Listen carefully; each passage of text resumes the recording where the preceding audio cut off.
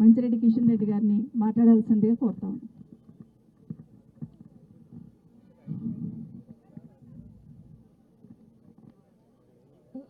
రైతుల యొక్క ధర్నా కార్యక్రమంలో ఇక్కడ సమావేశం జరుగుతున్నటువంటి శుభ సందర్భంలో మరి ముఖ్య అతిథిగా విచ్చేసినటువంటి గౌరవ పెద్దలు కేటీఆర్ గారికి, గౌరవ సవితా ఇంద్రారెడ్డి గారికి, వేదిక మీద ఉన్న గౌరవ ఎమ్మెల్సీలకు, గౌరవ మాజీ శాసనసభ్యులకు, ఎమ్మెల్యేలకు, ముఖ్యులకు, రైతులకు, కందుకూరు మండలంలో ఉన్నటువంటి ప్రతి ఒక్కరికి నా యొక్క నమస్కారాలు. గౌరవ పత్రికా మిత్రులకు నమస్కారాలు. ఈ రైతు ధర్నా నిజంగా కూడా 9 మాసాల్లోనే పెడతారని ఎవరు అనుకోలే. ఈ ప్రభుత్వం చేస్తున్నటువంటి యొక్క దురాగతమైనటువంటి ఆలోచనలతోటి రేవంత్ రెడ్డి గారి యొక్క మనసులో ఉన్నది రాత్రి అనుకుంటాడు, పొద్దున మాట్లాడతాడు. ఏం మాట్లాడుతూ ఉన్నాడో, ఎవరిని ఎక్కడ ఆయన ముఖ్యమంత్రిగా ఉన్నాడా అనేది కూడా ఎవరైనా మాట్లాడాలంటే కూడా నిజంగా కూడా కష్టపరితమైనటువంటి పరిస్థితి కనబడతా ఉంది. మరి రైతులు నిజంగా కూడా మాట ఇచ్చిన ప్రకారంగా నిలబడ్డా అంటే ఏ ఒక్క దాంట్లో కూడా రైతు బంధు కానీ, రైతు బీమా కానీ, రైతు యొక్క రుణమాఫీ కానీ, అదేవిధంగా మనకు ఉన్నటువంటి యొక్క 5 లక్షల రూపాయలు ఇన్సూరెన్స్ కానీ, 500 రూపాయలు బోనస్ కానీ రైతాంగానికి ఇప్పటి వరకు 2 సార్లు ఇవ్వాల్సినటువంటి మాట ఈ 9 మాసాల్లో కానీ ఇవ్వలేదు. గౌరవ కేసీఆర్ గారు నిజంగా కూడా పెద్దలు 7,500 రూపాయలు ఆనాడు డబ్బు రెడీగా పెట్టి రైతులకు ఇవ్వాలని చెప్పేసి చెప్పినటువంటి సందర్భంలో ఎలక్షన్ నోటిఫికేషన్ వచ్చింది కాబట్టి అది ఆగిపోయినటువంటి సందర్భం. ఆ డబ్బులనే తిప్పి మొన్న ఉన్నటువంటిది ఒక 30%. నిజంగా ఇప్పుడు ప్యాక్ చైర్మన్ చెప్పాడు 30%. నా కాన్స్టిట్యున్సీలో కూడా 9,630 మందికి రావాల్సినటువంటి ప్యాక్లో ఉన్నటువంటి రైతాంగానికి మాఫీ రావాల్సినటువంటి పరిస్థితిలో 3,800 మందికి రావడం జరిగింది. మిగతా వాళ్ళందరికీ కూడా ఒక పైసా కూడా రానటువంటి పరిస్థితి అని చెప్పేసి కూడా ఈ సందర్భంలో మనవి చేస్తూ ఉన్నా. అట్లా కమర్షియల్ బ్యాంక్స్లలో కూడా చాలామంది రైతులకు అన్యాయం జరిగిందని చెప్పేసి కూడా ఈ సందర్భంలో మీకు అందరికీ కూడా మనవి చేస్తూ ఉన్నాను. ఆయన మాటలు చూస్తూ ఉంటే ఒక ముఖ్యమంత్రిగా మాట్లాడడం లేదు.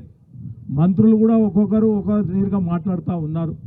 ఎవరు ఏం మాట్లాడుతున్నారు? నిన్న మొన్న ఒక మంత్రి మాట్లాడుతూ ఉన్నాడు, 12వ తారీఖు లోపల మొత్తం 2 లక్షల రుణమాఫీ అయిపోతుందని చెప్పడం జరుగుతూ ఉంది. ఎన్నిసార్లు చెప్పండి, ఇట్లా 9 మాసాల నుంచి చెప్తా ఉన్నారు. గత డిసెంబర్ 9th నుంచి చెప్తూ ఆగస్టు 15 ఇక్కడ పోయింది అక్కడ పోయింది. ఇప్పుడు చెప్పినటువంటి పరిస్థితిలో ఎక్కడ కూడా వారి అర్థం లేని మాటలు చెప్పడం జరుగుతూ ఉందని చెప్పి కూడా ఈ సందర్భంలో మనవి చేస్తూ ఉన్నా. రైతులతోటి చెలగాట మాడుతున్నటువంటి ఈ యొక్క ప్రభుత్వం ఎన్ని రోజులు ఆగదని చెప్పి కూడా ఈ సందర్భంలో మీకు అందరికీ కూడా నేను మనవి చేసుకుంటా ఉన్నాను. రైతులు తిరగబడినాడు, రైతులు ముందుకు వచ్చినాడు. ఆల్రెడీ ఇవాళ రైతులందరూ కూడా అదే పరిస్థితిలో ఉన్నారు. ఇంకా ఏదో ఆశలు పెడతా ఉన్నాడు, వస్తాయేమో అని చెప్పేసి. ఏది రాదు. ఎందుకనంటే అక్కడ ఖజానాలో లేనటువంటి పరిస్థితిలో ఒక ప్లానింగ్ అని ఆలోచన కానీ ప్రభుత్వం ఎట్లా నడపాలనేది, ఆ గౌరవ కేసీఆర్ గారు ఎట్లా నడిపిండి అనేది ఒక ఆలోచన అవగాహన చేసుకొని అధికారులతో మాట్లాడి ఒక ఆలోచన రావాల్సినటువంటి పరిస్థితిలో లేనటువంటి పరిస్థితి ఆయనకు ఉన్నదని చెప్పి కూడా ఈ సందర్భంలో మనం చేస్తూ ఉన్నా. నేను 9 మంది చీఫ్ మినిస్టర్లను చూశాను, 9 మందిని చూశాను. కానీ ఇంత దరిద్రమైనటువంటి ముఖ్యమంత్రి నేను ఎక్కడ కూడా చూడలేదని చెప్పేసి కూడా ఈ సందర్భంలో మీకు అందరికీ కూడా మనవి చేస్తూ ఉన్నాను. ఆయనకు ఒకటే ఎక్స్పర్ట్, ఆయన జీవితంలో ఉన్నటువంటిది ఎక్స్పర్ట్ ఒకటి రియల్ ఎస్టేట్. ఆర్టీఐలో అప్లై చేయాలి, బ్లాక్మెయిల్ చేయాలి. అదేవిధంగా ఎక్కడ భూములు ఉన్నాయి, ఎవరిని ఎట్లా బ్లాక్మెయిల్ చేయాలా, ఆ ఆలోచనలతోటి ఉన్నటువంటి వ్యక్తి ఆయన రేవంత్ రెడ్డి గారు అని చెప్పి కూడా ఈ సందర్భంలో మనవి చేస్తూ ఉన్నా. ఎక్కడ ఏమైంది, ఎన్ని ఆలోచనలు ఉన్నా మంత్రులను కూర్చుండ పెట్టుకోవాలా, ఇది మనకు అవుతుంది మనం చేస్తామని చెప్పేసి మీకు తప్పుడు మాటలు తప్పుడు విధానాలు కూడా మాట్లాడడం కూడా జరుగుతూ ఉంది. ఇవాళ మన 4th సిటీ అని చెప్పడం జరుగుతూ ఉంది.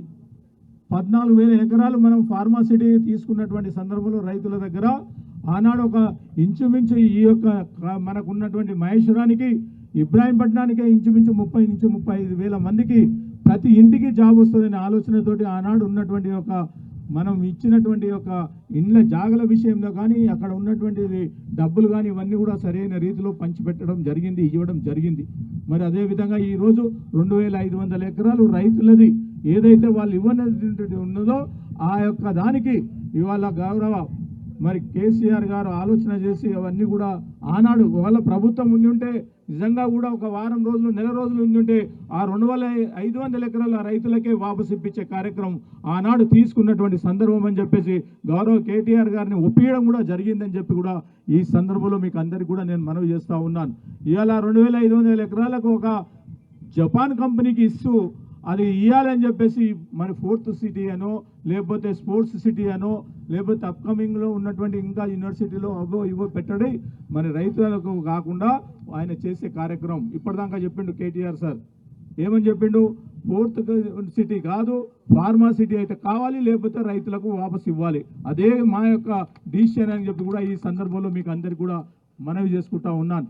ఇవాళ రైతులకు ఇంత గోస పెడుతున్నటువంటిది ఒక రైతులకే కాదు, రైతు కూలీలకు కానీ రైతాంగానికి కానీ మహిళలకు కానీ అక్కడ ఉన్న మూసిపంటి ఉన్నటువంటి యొక్క చిన్న చిన్న కుటుంబాలకు కానీ ఎవరినైనా కానీ ఇబ్బంది పెడుతున్నటువంటి సందర్భం కనబడతా ఉంది.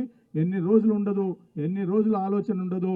ఇక ఇవాళకి 24, 25 మరి ఇవాళ పోయినట్టున్నది, ఇవాళ పోతుండు సాయంత్రం 25సారి ఢిల్లీకి పోయినటువంటి సందర్భం కనబడుతూ ఉందని చెప్పి కూడా ఈ సందర్భంలో మీకు అందరికీ కూడా మనవి చేస్తాను. మొన్ననే మంచి చీవాట్లు పడ్డాయి, బ్రహ్మాండమైన ఇంటర్వ్యూలు కూడా ఇవ్వలేదు. ఆ ఇంటర్వ్యూలు ఇవ్వకుండా వాపసు వచ్చిండు. మళ్ళీ ఇప్పుడు పిలిచిందట, ఏదో ఒకటి నిర్ణయం తీసుకునే పరిస్థితికి వచ్చిందని చెప్పేసి కూడా ఈ సందర్భంలో మనవి చేస్తూ ఉన్నాను. అందరు మంత్రులను ఇష్టం వచ్చినట్టు మాట్లాడడం చెప్పడం జరుగుతూ ఉన్నది. ఆయన మైక్ తీసుకుంటే ఒక సబ్జెక్ట్ మీద రైతాంగం మీద మాట్లాడాలి. మనం ఇక్కడ మాట్లాడుతున్నాం, ప్రతి ఒక్కరూ రైతుల గురించి మాట్లాడుతూ ఉన్నాం. ఆయన మాట్లాడుతూ ఉంటే ఎవరిని మాట్లాడారు, ఎవరితోటి కాదు, హరీష్ రావునో లేకపోతే కేటీఆర్నో వీళ్ళిద్దరినే స్మరిస్తూ ఉన్నాడు. ఈ ఇద్దరినే స్మరిస్తూ ఆయన టైం గడిపిస్తూ ఉన్నాడని చెప్పి కూడా ఈ సందర్భంలో మనవి చేస్తూ ఉన్నా. కాబట్టి ఈ ప్రభుత్వం ఎన్ని రోజులలో కూడా అన్ని ఫెయిలియరే, ఆ స్కీమ్లన్నీ ఫెయిలియరే. ఇప్పటిదాకా మిత్రుడు చెప్తున్నాడు, శ్రీకాంత్ చెప్పిన రోడ్ విషయం అని. నేను అంటా ఉన్నాను, ఇవాళ రోడ్డు కాదు, మన యొక్క సైబరాబాద్ ఉన్నటువంటి యొక్క సిటీని ఏర్పాటు చేసి 30 ఏళ్ళు అవుతా ఉంది, 30 ఇయర్స్ బ్యాక్. దాన్ని డెవలప్ చేసేందుకు ఎక్కడ ఎవరు చేసినట్టు పాపాన పోనే ఆనాడు దాన్ని డెవలప్ చేసిన ఒక్కరిద్దరు ముఖ్యమంత్రులు ఉన్నటువంటి పరిస్థితుల్లో మళ్ళీ కేటీఆర్ 10 ఏళ్ళు వచ్చిన తర్వాత 10 ఏళ్లలో బ్రహ్మాండమైనటువంటి కార్యక్రమాలు చేసినా ఇంకా మిగిలినటువంటి పరిస్థితి, ఇంకా మిగిలి ఉంది. చేయాల్సినటువంటిది 30 ఏళ్లలోనే చేయనటువంటి పరిస్థితిలో ఒక 3 సంవత్సరాల్లో పొట్టినే న్యూయార్క్ చేస్తా కందుకూరునని చెప్పి చెప్తా ఉన్నాడు. న్యూయార్క్ అంట జితేంద్ర చేస్తా నీకు, న్యూయార్క్ సిటీ అయిపోతుందట. ఇక మనం న్యూయార్క్లో కలలు కలుకుంటూ ఉండాలి, ఫోటోలు ముందర పెట్టుకొని ఇవే చూస్తూ ఉండాలి. ఎవరు ఇవాళ ఆ భూములు ఎక్కడ తీరుతాయి? నీవన్నీ ఆ రోడ్ వేస్తున్నది కూడా ఎందుకు వేస్తుండో తెలుసా? ఆ రోడ్ వేస్తున్నది 13 నుంచి ఏదైతే ఉన్న రోడ్డు ఏదైతే ఉందో ఓఆర్ఆర్ నుంచి వచ్చే రోడ్డు మాడుగుల వరకు, నువ్వు అంటున్నావు ఇక్కడ యూనివర్సిటీ స్కిల్ యూనివర్సిటీ కానీ కాదు, మాడుగుల వరకు ఆయన ఉన్న 400-500 ఎకరాల భూములు ఉన్నటువంటి పరిస్థితిలో ఆ యొక్క అత్తగారింటి దగ్గర ఉన్నటువంటి 200-300 ఎకరాలకు ఆ రోడ్డు వేస్తూ ఉన్నాడని చెప్పేసి కూడా ఈ సందర్భంలో మీకు అందరికీ కూడా నేను మనవి చేస్తూ ఉన్నా. కానీ ఆ రోడ్డు కాదు, ఆ 5 ఏళ్ళు కానీ అది కానటువంటి పరిస్థితి. ఎందుకు అని అంటే అక్కడ ఉన్న సమస్యలు చాలా ఉన్నాయి. ఆనాడు కేటీఆర్ గారు ఒక ముఖ్యమంత్రిగా కేసీఆర్ గారు ఉన్నటువంటి రోడ్డును ఒకసారి మేము వెడల్పు చేయాలని చెప్పిస్తే కొంత రైతుల వ్యతిరేకత, రైతులు కాకుండా మనకు ఉన్నటువంటి యొక్క భూములు కానీ ప్రభుత్వం భూములు ఉన్నటువంటి పరిస్థితిలో రోడ్డు వేయలేనటువంటి పరిస్థితి. అందుకే కొంగర్ నుంచి బయట నుంచి తీసుకుందామని చెప్పినా అది కానటువంటి పరిస్థితి ఉన్నది. కాబట్టి దాన్ని పెండింగ్లో పెట్టుకున్నాం. కాబట్టి ఇవాళ మొత్తం ఉన్నటువంటి 500 ఫీట్ల తోటి రోడ్ వేస్తాను, అదే మెట్రో లైన్ వేస్తానని చెప్పడంతో ఎక్కడ నీకు ఇంతవరకు ఒక బడ్జెట్ కేటాయించినటువంటి పరిస్థితి లేదు. ఆ రోడ్డుకు ఉన్నటువంటి పరిస్థితులు ఓన్లీ సర్వే చేసి భ్రమలలో చూపిస్తున్నటువంటి సందర్భంలో ఇక్కడ ఉన్న ప్రజానికానికి రైతులకు పెద్ద ఎత్తున ఆందోళన చేస్తున్నటువంటి కార్యక్రమాలు చేస్తున్నటువంటి కార్యక్రమం కేసీఆర్ గారు చేసినటువంటి గుర్తించుకో, ఆయన చేసినటువంటి ఆలోచనలు గుర్తించుకో. మరి ఇక్కడ ఉన్నటువంటి పరిస్థితుల్లో నువ్వు చేసే పరిస్థితి కరెక్ట్ కాదని చెప్పేసి మరొక్కసారి మీకు అందరికీ కూడా నేను తెలియజేసుకుంటూ, ఈ ఉద్యోగం ఇట్లాగానే నడుస్తూ ఉంటుంది. అదేవిధంగా మన నియోజకవర్గంలో కూడా పెట్టాలని నేను కూడా అనుకుంటా ఉన్నాను సార్. రైతు ఉద్యోగం బ్రహ్మాండంగా, ఎందుకనంటే మొన్న 9,000 మంది రైతులకు న్యాయం జరగలేదని చెప్పి ప్యాక్ వాళ్ళందరూ కూడా చెప్పడం కూడా జరిగింది. అందరూ వస్తామంటున్నారు. కాబట్టి ఆ కార్యక్రమం కూడా తప్పకుండా పండుగ తర్వాత పెట్టి ఆ కార్యక్రమం ముందుకు పోతానని చెప్పి కూడా ఈ సందర్భంలో మనవి చేసుకుంటూ, రైతాంగులు కానీ యువకులు కానీ పార్టీ నాయకులు కానీ ఖచ్చితంగా దీని మీద స్పందించి ప్రతి ఒక్కటి విషయాలు మనం మాట్లాడుకుంటూ ముందుకు పోతేనే ఈ ప్రభుత్వాన్ని మెడలు వంచే పరిస్థితి వస్తుంది అని చెప్పి కూడా ఈ సందర్భంలో మనవి చేసుకుంటూ సెలవు తీసుకుంటా ఉన్నాను. జై హింద్, జై తెలంగాణ.